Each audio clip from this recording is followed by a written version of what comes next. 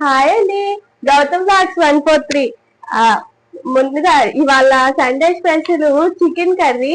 దీంట్లో ఆనియన్స్, అల్లం వెల్లుల్లి పేస్ట్ చేసుకొని బౌల్లో తీసుకోవాలి. స్టవ్ వెలిగించి ఆయిల్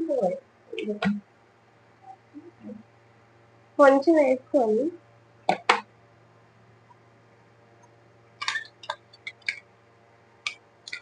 అల్లం వెల్లుల్లి మిక్సీ పట్టేసుకొని ఆయిల్ వేడెక్కినాక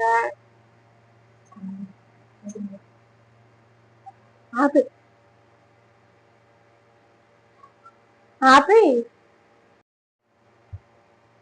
ఆయిల్ వేడెక్కినాక అల్లం వెల్లుల్లిపై పేస్ట్ వేసేసాము.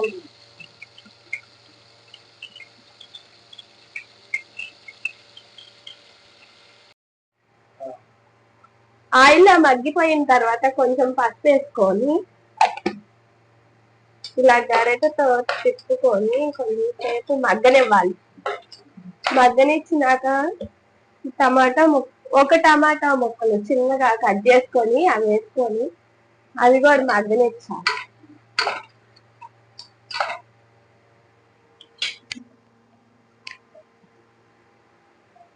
అవి మగ్గనిచ్చినాక కొంచెం సేపు కొంచెం కారం వేసుకోండి, లైట్గా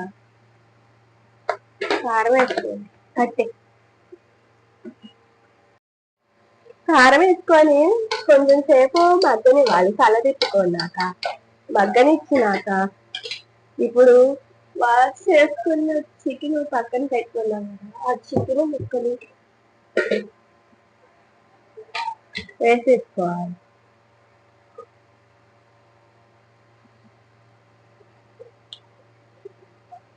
వేసేసుకొని కొంచెం నూనెలో మగ్గనిచ్చాలి. ఇవి కలదిప్పుకొని ఆయిల్లో కొంచెం మగ్గనిచ్చుకోవాలి. మగ్గనిచ్చుకున్నాక వాటర్ పోసుకోవాలి. కలర్ఫుల్గా కారం, మేము కారం ఆశీర్వాద్ కారం వాడుతాం. నూనెలో మగ్గనిచ్చుకున్నాక కొంచెం సాల్ట్ వేసుకోండి.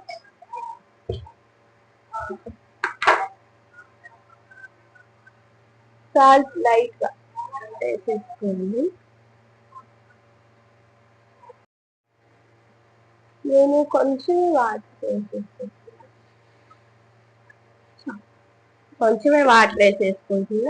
వాటర్ వేసుకొని మూత పెట్టేసుకొని మగ్గనిచ్చాలి. అప్పుడే గ్రేవీ వస్తుంది, బాగుంటుంది.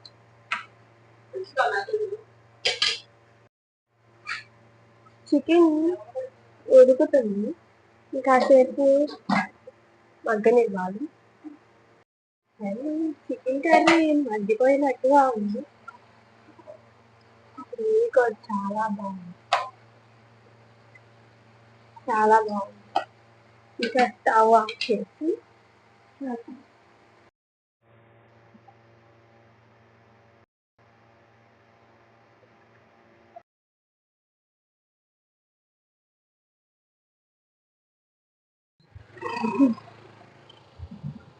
మా హస్బెండ్ వచ్చేసి డ్యూటీకి వెళ్ళిపోతున్నారు.